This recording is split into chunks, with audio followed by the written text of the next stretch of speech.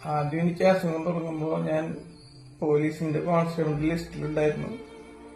അതിന് നല്ലൊരു ജീവിത സ്വപ്നം കണ്ടു പോകുന്നതിന്റെ ഇടയിലാണ് ഈ അസുഖം എന്നെ ബാധിച്ചതും എന്റെ എല്ലാ സ്വപ്നങ്ങളും നശിപ്പിച്ചതും.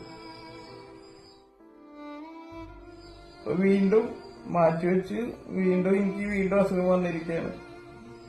ഇപ്പൊ അത് മാറ്റിവെക്കാനുള്ള സാമ്പത്തിക ശേഷിയും കാര്യങ്ങളും ഞങ്ങൾക്കില്ല. അപ്പൊ ഞങ്ങൾക്ക് ദീർഘകാല പൈസ സമാഹരിക്കാനായിട്ട് എല്ലാവരും സഹായിക്കണമെന്ന് അഭ്യർത്ഥിക്കുകയാണ്. എന്റെ പേര് സനീഷ് എന്നാണ്. ഞാൻ പുത്തഞ്ചേരിയിൽ 6-ാം വാർഡില് വാടകയ്ക്കാണ് താമസിക്കുന്നത്. എനിക്ക് 10 വർഷങ്ങൾക്ക് മുമ്പ് കിഡ്നിയുടെ അസുഖം വരികയും അതിൽ കിഡ്നി ട്രാൻസ്പ്ലാന്റേഷൻ നടത്തുകയും ചെയ്തിരുന്നു. എന്റെ അമ്മയാണ് എനിക്ക് വൃക്ക നൽകിയിരുന്നത്. എനിക്ക് ഇനിയിപ്പോ ഒരു ട്രാൻസ്പ്ലാന്റ് കൂടി ചെയ്യണമെന്നാണ് പറഞ്ഞിട്ടുള്ളത്. എന്റെ ചേച്ചി എനിക്ക് വൃക്ക നൽകാൻ തയ്യാറാണ്. പക്ഷെ എനിക്ക് അതിനുള്ള പൈസ